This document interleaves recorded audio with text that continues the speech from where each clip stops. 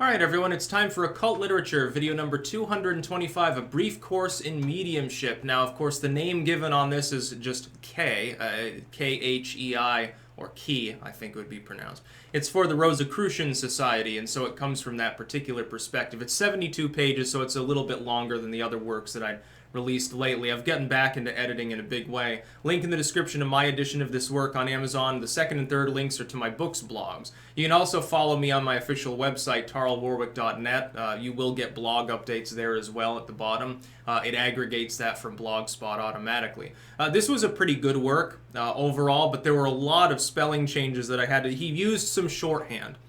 And when authors from that period inexplicably use shorthand, it makes my life a living hell. Because they can spell the same thing 5 or 6 different ways sometimes, so the find and replace feature is fundamentally useless. You can't batch edit.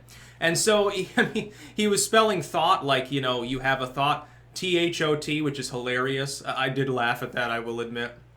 And like through... like to go through was T-H-R-O and just stuff like that. So it took a while to process that. And there were a lot of punctuation errors as well, like actual errors within the text, not shorthand. But other than that, though, it was a very well-written work. And there's a little bit about the trance state in there. There's a categorization system employed specifically to look at the phenomena of interest to them, which ones are strictly spiritual. And I think I wrote a work that's fundamentally similar to this one section years and years ago, categorizing the occult, still available, by the way, on Amazon. The strictly spiritual and the more physical, like the super mundane but not strictly spirit, like it doesn't have to do with spirits, like magnetism or something like that.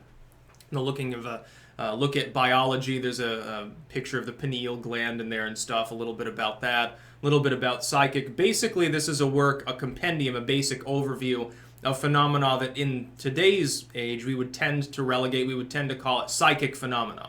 Back then, though, it's called mediumship, psychometry, and some of these less used terms, talking about crystal gazing, telekinesis, levitation, and it gives a few secondary resources as well, a few other works that sort of flesh these concepts out more than this work, which is more of a broad overview from that Rosicrucian perspective. So if you're interested in the Rosicrucian order, and if you're interested in anything related to the psychic arts, for its secondary sources or for its broad overview, this would definitely be a recommended work. I'm wondering which section to put it in. I haven't made the blog post for it yet. I'm wondering which section. It's not technically an academic work, but it's also technically not fully a spiritual work. Like, it represents a Rosicrucian view, which is a more organized group, so it should go into spirituality, but its content is strictly psychic and fits in more with the paranormal side, which tends to be academic in nature, looking at it as a physical thing.